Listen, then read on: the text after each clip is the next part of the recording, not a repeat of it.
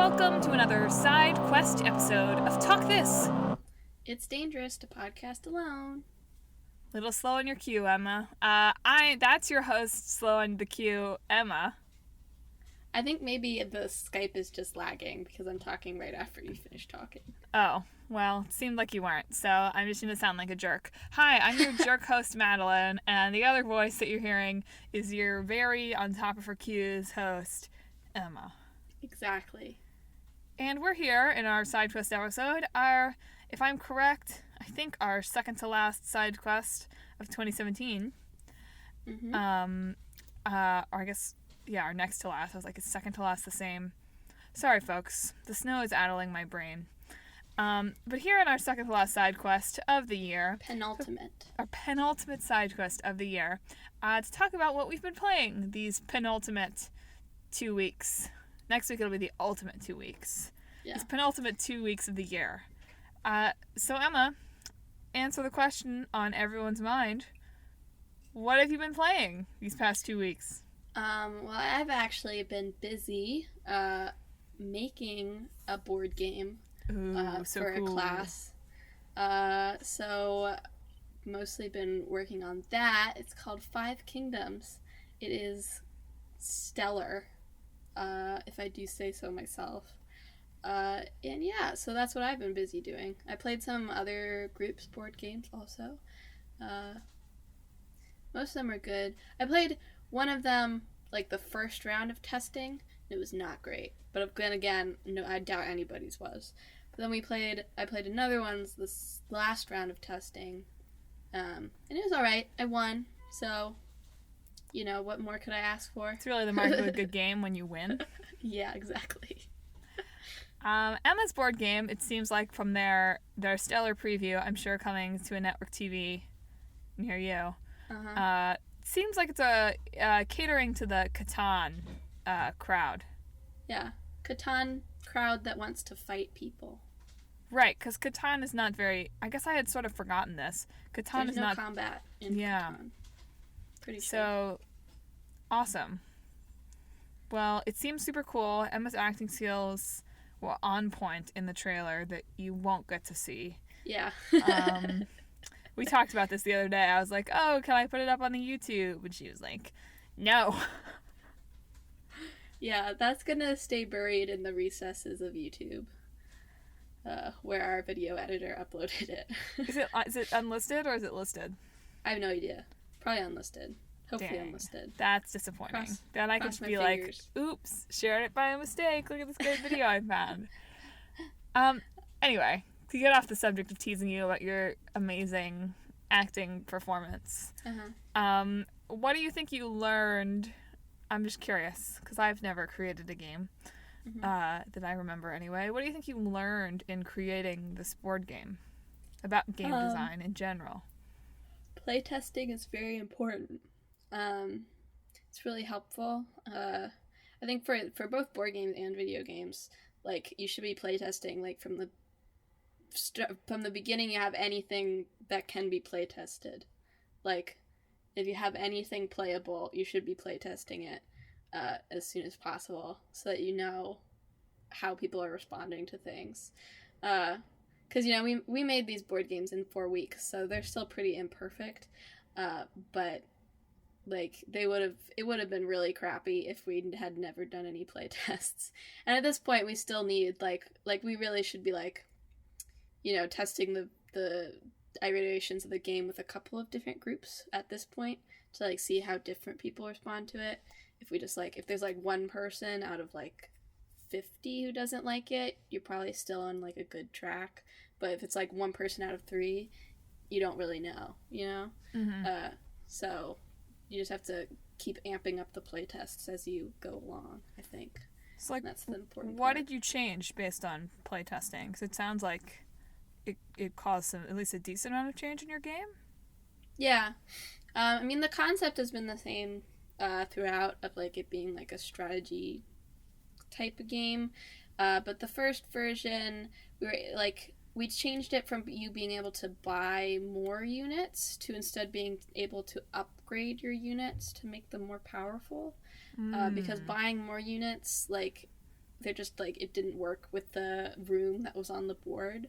And also, I couldn't figure out really how to make a pentagon-shaped board, so we just made it into a hexagon-shaped board, which worked a lot better. Yeah, I mean, those are the main things. We got rid of some, like, because you could upgrade units, we had, like, power-ups before, but instead we just sort of focused on the upgrade system. And we added a way, so, like, if you're playing 5 players, which is the maximum number, so, like, if you get eliminated, like, you have to have the majority of the territory, so you have to capture 2 other castles. But if your castle gets toppled beforehand, you're just, like, out, and that kind of sucks, right?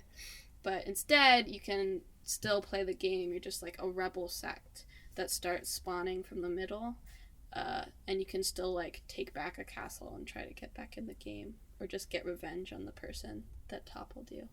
So that made it, I think, more interesting. Although we probably didn't playtest it enough with 5 people, because we always got the minimum amount of playtesters.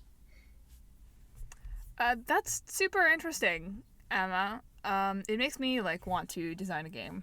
Do you find that this class or this project in general has made you more or less interested in game design? So, this class, I mean, it's been interesting, definitely.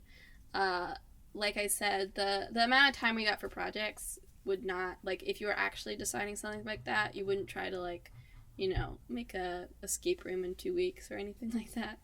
Because if you did, you would be an insane person. Just, you would be. But, you know, it's fun to actually make games and see how they go. Well, very cool. Thanks for giving us, I feel like a talk this we're usually on the other side, sort of, you know, not that we are playtesters or anything, but we usually get the player perspective. So it's cool to, every once in a while, look at it from the designer's point of view. So, has it been all work and no play for you this past 2 weeks?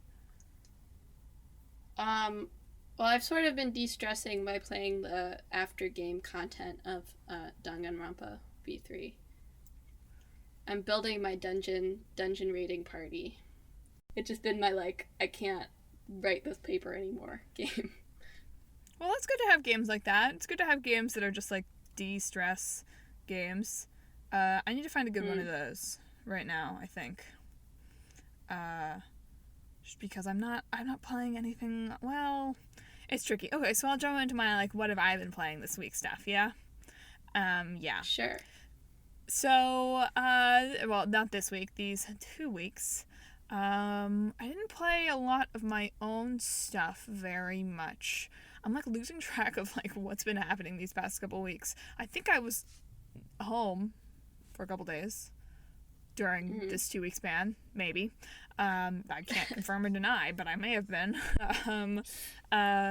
But Kingdom Hearts is still being worked through here in this apartment.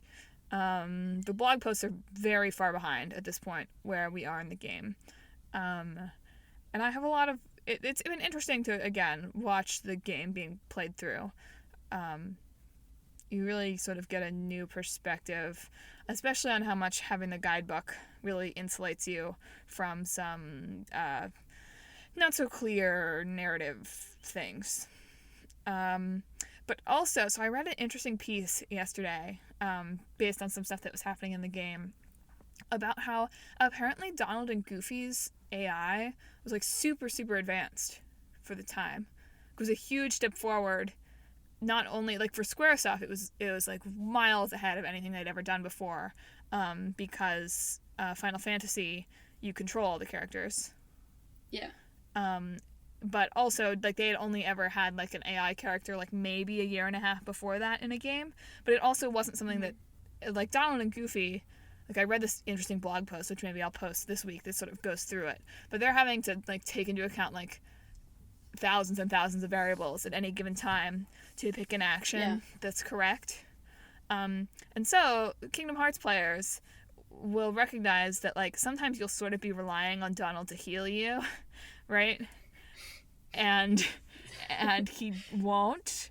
And there's actually, like, good reason for that. So part of it is, so, like, if you're, like, I'm sure I didn't do this until I was playing it as a semi-adult, right? But, like, you can go into the settings menu and say, customize how Donald and Goofy behave, right? Yeah.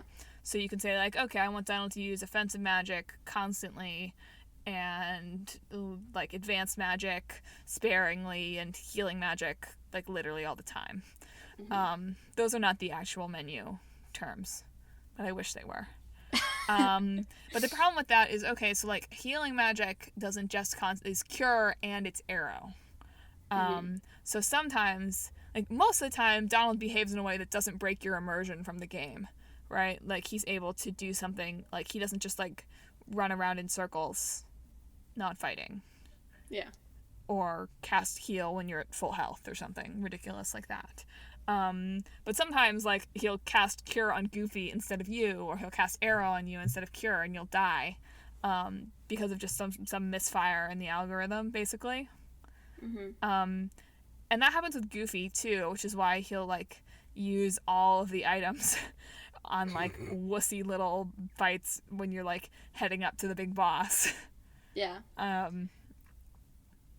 But with Goofy, you don't notice it so much because, like, who cares if you run out of potions? You've got I do. Well, you got $1 million money, you'll buy some more. But with Donald, you remember it because he lets you down and you die. So I thought that was interesting, but apparently it's, like, crazy advanced for the time. Now I don't even think about. I'm not surprised by that. It being really advanced for the time. Well, what do you mean? I'm not surprised that was, like, impressive for a PlayStation 2 game. And I don't think it was even, like, a late PlayStation 2 game. No, it was pretty... Well, I don't really know. It seems like it was pretty early because we got it with the PS2.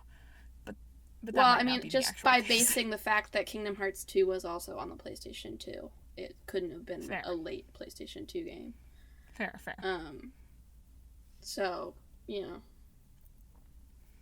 I mean, you know, when you compare it to, like, the things AI does nowadays, like, of course it's like, well, okay, but, like, and it's funny, you know, it's funny when you heal yourself and then Donald heals you right after. I find that more annoying than when he doesn't heal you. Well, that's the same. I can heal myself, issue, basically. Especially in Kingdom Hearts 2, once you can, like, fast access potions instead of having to, like, scroll down the menu.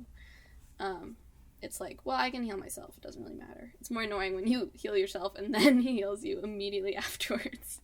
It's happened sometimes in this one that I'm watching where it'll be like, he'll heal himself and Donald will heal him and Goofy will use an item. Which, it's just like that perfect storm of, like, this should not have happened. Yeah. But in terms of, like, Arrow, like, when I was younger, I didn't understand the overpoweredness of Arrow. But it's just, like, once you get it all the way up to Aroga, like, projectiles don't hit you. It just bounces off back at the person. Yeah, Josh still doesn't really understand that Arrow is useful, though. So OP. Like, crazy. Like, once you have to make him use it in the Ursula fight, because Ursula is when the Ursula fight sucks so much. The big one, I mean. The big Ursula fight. I mean, not to spoil the upcoming blog posts, but Clickbait Boyfriend had a much more difficult time with little Ursula because he didn't know what to do. So that was the tricky one. But in terms of other Kingdom Hearts stuff, so I'm continuing to play through Birth by Sleep. I always want to say it's Dream Drop Distance, but that's a different one. It's a different one. So I've started my Ventus playthrough. Call me Ben. What? Now you'll notice it, like, every time he'll introduce himself as Ventus, but immediately follow it up with, call me Ben. It's like, just introduce yourself as Ben, man. Like, if you want him to call them that, they don't even need to know your full name. I'm a little unclear on why he's tiny in Cinderella's world. Oh, why he's tiny. Oh, okay. He's itty bitty in that world. I also feel like maybe the mouse's voice there is vaguely racist. Towards, like, French people? I don't think the mouse is French. It sounds like kind of like pigeon. I mean, it's the same English. thing as it is in the movie. I know, but it was bothering me as I played through. I was like, especially because it has the subtitles, and the words he says do not match up with the subtitles. Again, though, that's the movie. I know, but it was very weird, and I didn't like it. I'm also playing through this one on Proud, and, like, it's fine now, but on the very first boss, like, the boss battle in, like, the Snow White world. Snow White? I think it was Snow White. I got my butt kicked. It took me forever. I had to be so careful. Yeah. Okay, so most significantly, what I've been playing these past 2 weeks is we started the co-op of Borderlands. The first one? Yes. After a mix-up with Amazon, I probably shouldn't say this because they'll come after me, but, like, I ordered Borderlands 2, and it said it was delivered, but it wasn't. So I got Amazon to give me a refund. And then, like, a week and a half later, it showed up. So now I have Borderlands 1 and Borderlands 2. And an extra $2.50 in my account that I should have paid for the used game. Oh, well. Okay, so I've figured out why first-person shooters are a problem for me. It's not because the actual mechanics of gameplay, at least in Borderlands anyway, like, I don't think it's super complicated in Borderlands, but whatever. It's not because those mechanics are actually that hard. It's that nobody really explains to you the virtues of different guns. Ever. Really? Even in Borderlands? Yes, even in Borderlands. You get some stats about the guns and a little bit of description, but it's like, I don't know, like, I'm playing as the Berserker because it's, like, melee, and I thought, okay, I should pick the melee character because I'm going to be bad at shooting, which maybe wasn't wise, but whatever. So I've been shooting with a shotgun, which I was like, oh, this seems fine, like, it's supposed to have it has, like, a little bit of a wider target and not as much kickback, and it'll, like, turn red when you've got it on the little enemies, but nobody told me that the range isn't very good. So I have to run in closer. On a shotgun? Isn't that just sort of like common sense? Well, you can't assume common sense. Okay. Do we want American children to have common sense about shotguns? I don't. Okay. But when me and Dad were playing it together last time I was over there, any weapon with a scope is really useful to have at least one of those. Right now I have a shotgun and a machine gun, and it's going okay. Yeah.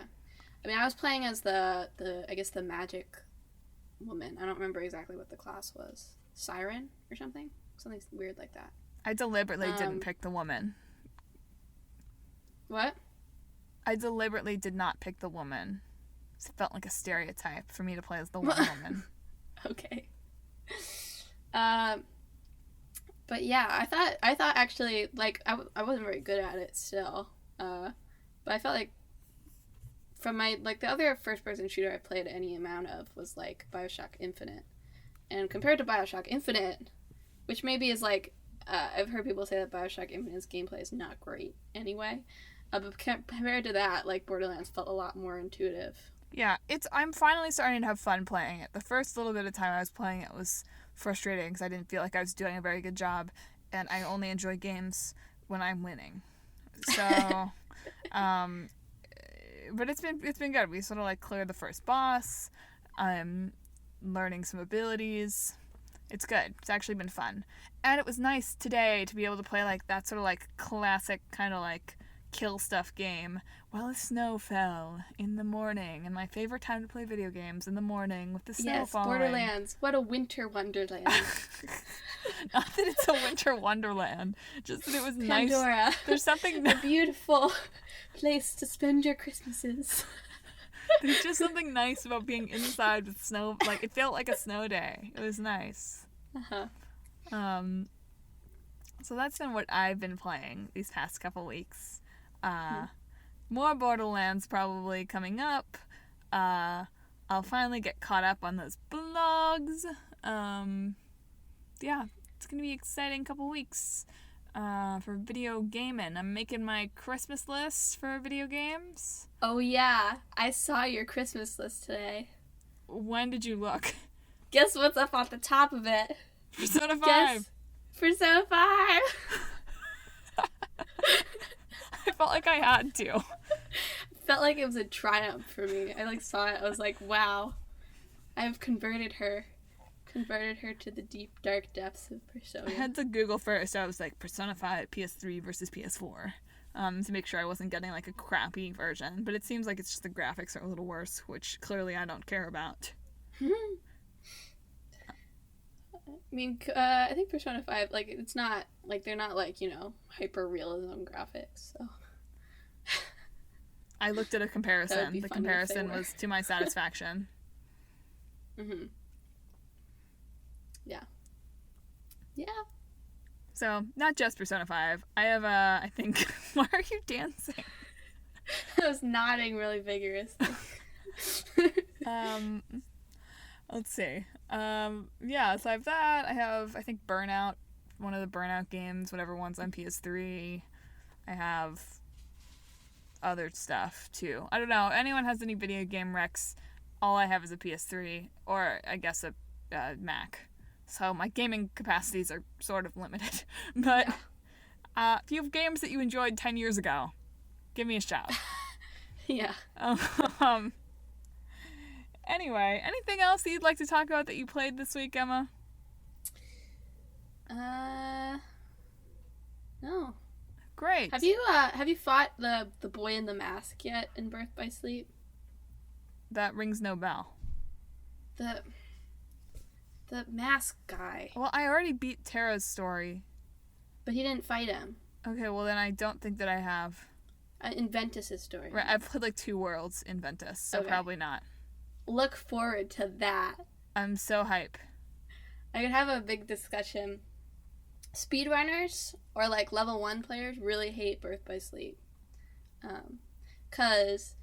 Sorry, I just have this random trivia and then we can sign off. That's fine. But in Kingdom Hearts 2, the combat system works there's a revenge thing. So a certain amount of hits you can get on a enemy before they retaliate at you. Uh-huh. So you can sort of learn the patterns like that.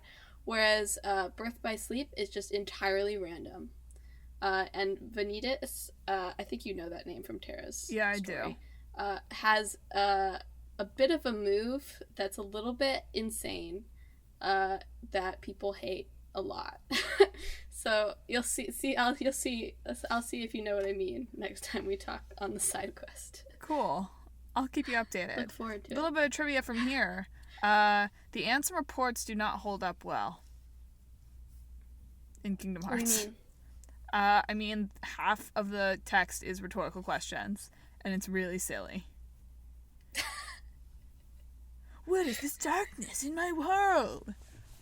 What might this be? I mean, to be fair, that seems right for the character. No, I know, but it's just we were reading through them. Seems in character for it to be really stupid. It was really dumb. Anyway, on that note, maybe I'll write a parody Ansem report. That would be funny. Anyway, this has been another episode, or a side quest episode, in fact, of Talk This. It's dangerous to podcast alone. I'm your intro host, not that that matters anymore, Madelyn. I'm the host that will have a real fun time editing this. Yeah, we got some laggy stuff going on today, so enjoy the amazing editing that Emma's gonna do on this episode. I'll just talk the rest of the time. Check us out on social media. We're on Facebook, Instagram, and Twitter, all at Talk This Podcast. You can also follow us on YouTube at Talk This Sisters, though there's nothing there unless I can convince Emma to upload her game trailer video, which, spoiler alert, will not happen.